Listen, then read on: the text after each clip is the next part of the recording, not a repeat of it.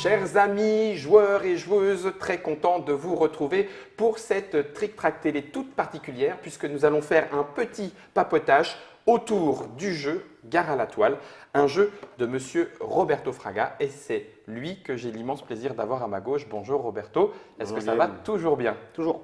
Toujours.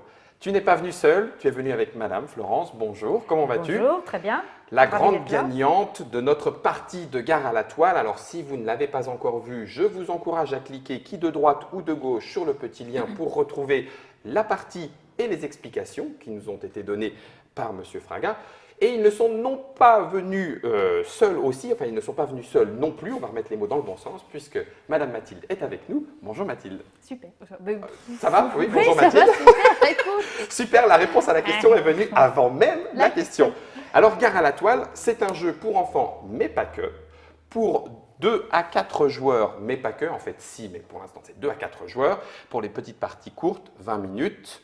Le jeu est à 35 €. Il est disponible dans toutes les bonnes boutiques. Et c'est à partir de 6 ans. Voilà, j'ai tout dit. C'est chez Zor, mais en fait, non, c'est chez Gigamic pour la VF. Et nous allons un petit peu nous arrêter autour du jeu sur le « mais comment donc est-ce qu'on en arrive à faire un jeu en 3 dimensions avec des poulies et des aimants ?» C'est simple.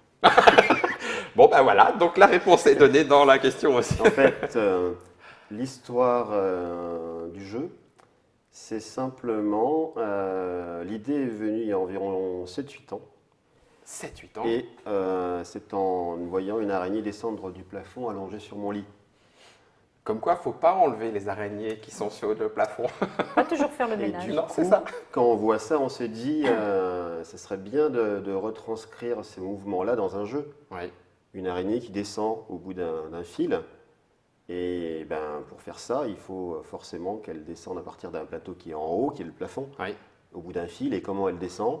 Alors, on ne va pas mettre une petite poulie pour Bah la oui. faire descendre. C'est là où la Et fabrication, du coup, conception… Oui, peut-être que l'idée principale a été le fait d'avoir 2 araignées côte à côte qui font que quand elles se rapprochent, ça descend, Oui. quand on les écarte, ça monte. Mais du coup, j'avais noté l'idée sur une feuille et je l'ai laissée de côté comme beaucoup d'idées souvent. Parce qu'en fait, le plus important, c'est d'avoir des bonnes idées, mais aussi de faire les bons choix. D'accord. Et ce jour-là, j'ai pas fait le bon choix. Ah, Il y a 7-8 ans, parce que je l'ai D'accord. laissé de côté. Et je Ouais. l'ai retrouvé il n'y a pas longtemps. Et comme ça, tout d'un coup, j'ai décidé de rebosser dessus. Et ça a été, comme l'idée de base était très bien et simple, donc ça a été très rapide.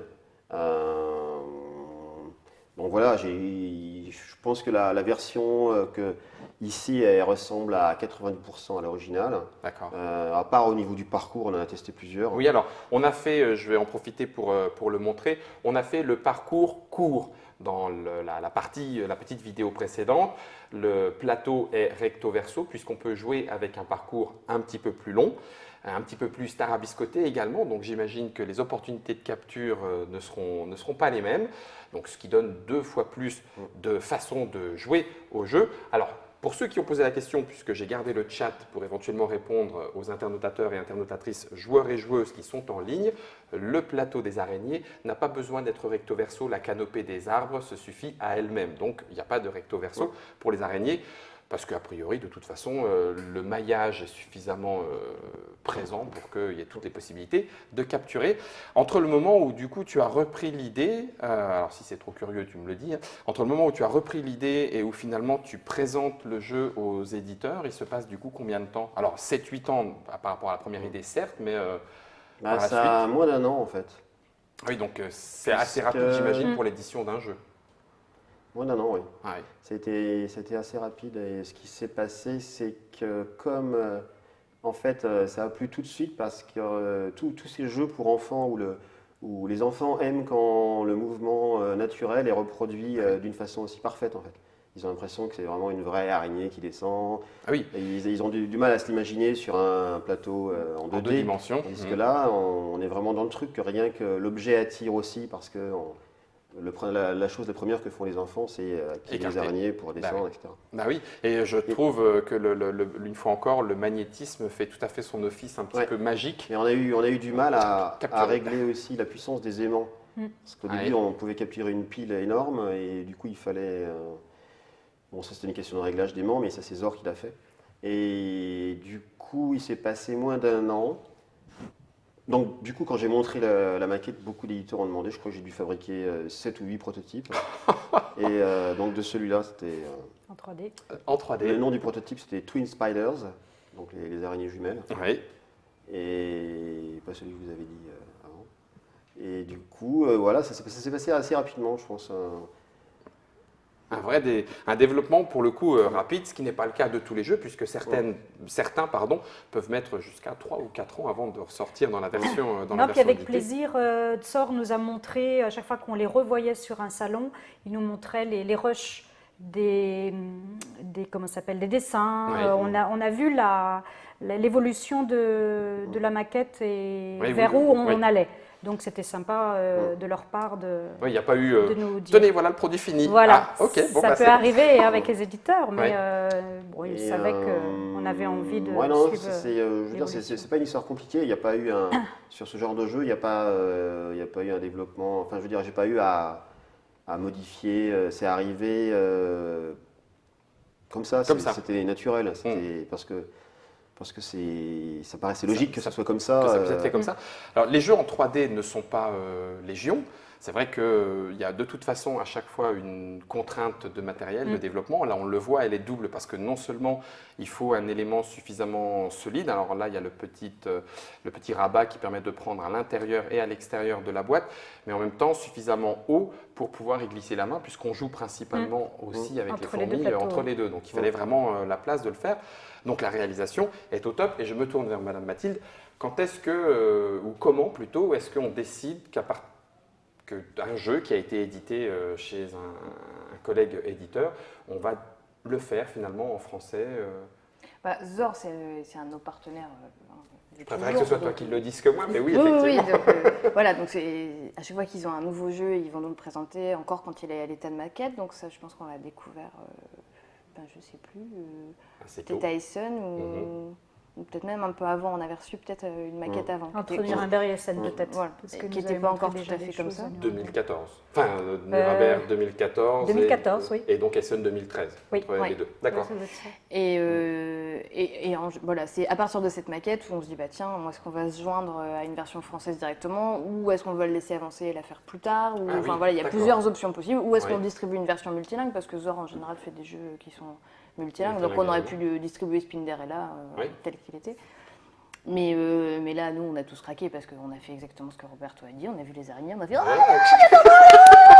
voilà. Je Et puis veux. on s'est Et là, dit, c'est ok, généralement, ouais, c'est bon donc signe. ça, il faut le faire. Et puis, Oui, alors voilà, j'ai dit la question s'est pas Cinderella. posée longtemps. C'était pas Cinderella, c'était Spinderella. Spinderella, n'importe quoi. Ouais.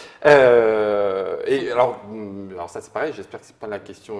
Mais du coup, est-ce qu'il y a un moment où Gigamic aurait pu se dire, ah ben non, on va nous l'éditer et puis ensuite le proposer à d'autres. Comment est-ce que ça se passe? C'est au premier qui fait signe?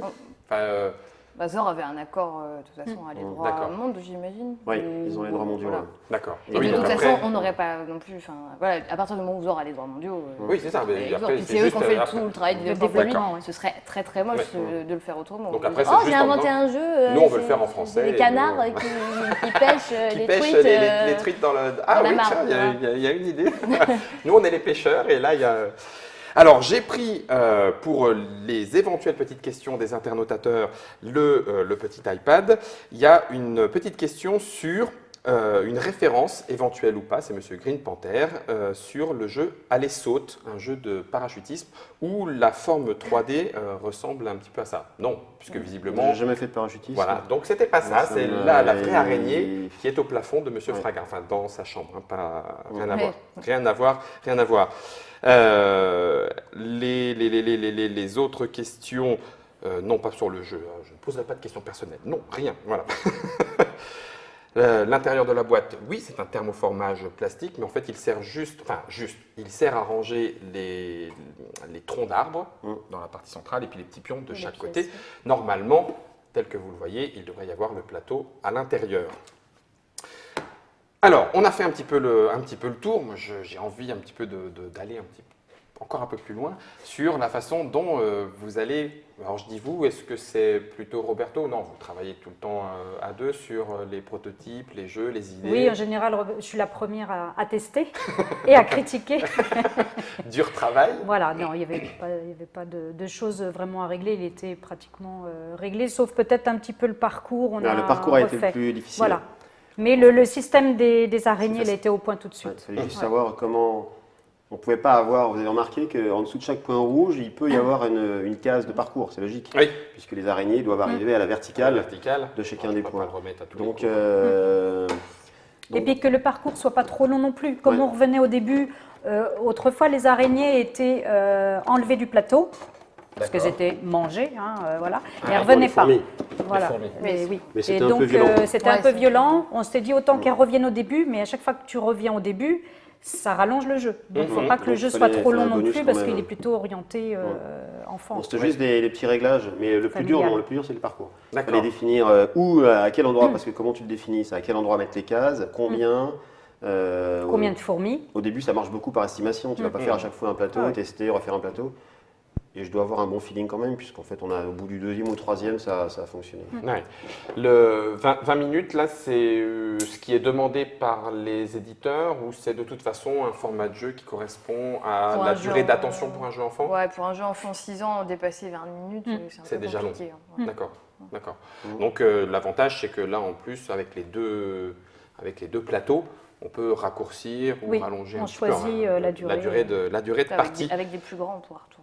Oui, tout à fait. Et tu disais tout à l'heure, avec des plus petits encore, à 6 ans, on peut aussi dire on joue qu'avec 2 fourmis. Que 2 fourmis au départ. Plus vite. Voilà. Ah bah oui, exact. Ah oui, c'est vrai. Et la troisième te permet de savoir quelle couleur tu es, pour les plus petits. Pour les plus jeunes.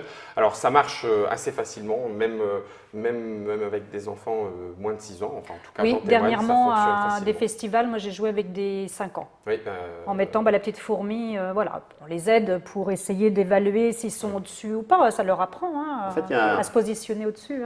Il faut aussi voir, arriver à voir en 3D quand même, puisqu'il faut arriver à positionner l'araignée au-dessus de la bonne fourmi. Oui. Ça, c'est pas évident. Et avec la bonne araignée en plus, parce qu'il y en a une qui justement fait bouger. Mais c'est marrant, c'est un bon apprentissage. C'est un bon apprentissage, c'est ça. Donc, ça, on l'a pas, même chez les adultes, des fois. Oui, il y a ce petit temps. Petit temps d'adaptation en 3D, on l'a ou on l'a pas. Et à Saint-Malo, on est en train de faire une version géante, justement, c'est un scoop. Avec une grue? Oui. Sérieux? Non. Avec des grues, c'est pour vrai. attraper les voitures avec des gros aimants. À chaque fois, non, ça c'est une blague. À chaque fois qu'on descend une rue de Saint-Malo, on a 2 grues et à chaque fois on pense à ce serait bien. Pour Gare à la Toile, il y a des petites grues quand même. Tu n'es pas obligé de viser la grande grue, mais il y a les gruettes. Mais non, on va encore certes. C'est bien, Roberto. J'aime bien. Il y a certains jeux qui se prêtent très bien à des versions surdimensionnées. Et Marrakech, plein d'autres. Et du coup, j'aimerais bien en fabriquer un comme ça, juste pour le fun, de celui-là, avec un truc un peu. Ah oui, mais ça pourrait même être un joueur qui est attaché avec un harnais, tu sais, puis tu le descends et puis il va choper l'autre joueur. Non, oui, carrément. Là, c'est un Koh-Lanta, ça. Là, ça va être les gruettes. Avec des scratchs. Non, c'est de l'élitreillage, là. Oui, c'est ça. Tu vas sauver quelqu'un dans l'eau. Pour la de Saint-Malo. Eh bien, écoutez, impeccable. Moi, de mon côté, j'ai eu toutes les petites réponses que j'attendais sur ce Gare à la Toile. Il y en a d'autres là qui arrivent, des Roberto Fraga? C'est un petit peu chargé là en ce moment, puisque le 29 mai, il y a la réédition du fameux Squad 7. Pingo Pingo. Partie endiablée qu'on a fait ici en se levant et en se descendant. Bref, à voir. On a pas mal de projets d'animation aussi avec ce jeu-là. D'accord. Parce qu'il s'y prête aussi énormément, notamment en multitable. Ah oui. Avec 10, 50, 100 tables. Et une grosse sono. Autant de jeux forcément. Je prends le bateau, je vais sur une autre île ou les jeux jouent en parallèle, en simultané? En simultané. Pour l'histoire du bateau, on est en train de réfléchir un truc, on ne dit pas. Ça revient pas. Et qu'est-ce qu'il y a d'autre? Pour la fin de l'année, pour SN, il y a encore un truc un peu délirant qui s'appelle Doctor Panic. Oui. Chez Repoprod, où c'est une simulation c'est un jeu coopératif, une simulation de bloc opératoire. Où tout le monde joue ensemble avec des épreuves ultra loufoques forcément. Et d'ailleurs, on va en faire une démonstration à Saint-Malo, dans une salle de concert le 26 juin. sans orchestre. Mais Opération Pourquoi pas. orchestrale, ça aurait en été fait, drôle. on va transformer la fosse de la salle de concert de Saint-Malo Bloc en opératoire, bloc opératoire géant et on va faire en projetant à l'écran le tracé, le bip. Et l'électrocardiogramme. on va faire jouer 6 tables de 6 en simultané pendant 30 minutes. On va équiper tout le monde. Oui. On va les passer au stérilisateur qui sera un souffleur de feuilles de jardin. Il faut les photos quand c'est au niveau de la bouche. C'est ça. C'est ça. Donc c'est ça.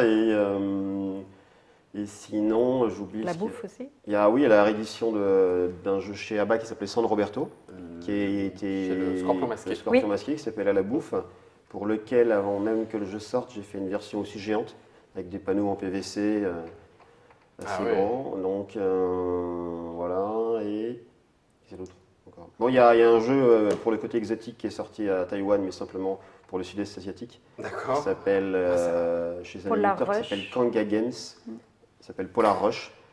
Un Les petit voies jeu d'édition sont parfois impénétrables et le jeu file et hop, ça a marché. C'était lors d'un déplacement sur un salon à Hong Kong. Du coup, on avait vu cet éditeur. Et Kanga Games, c'est un éditeur qui distribue beaucoup de jeux de Gamewright, d'autres compagnies françaises de Compton D'accord. Games aussi.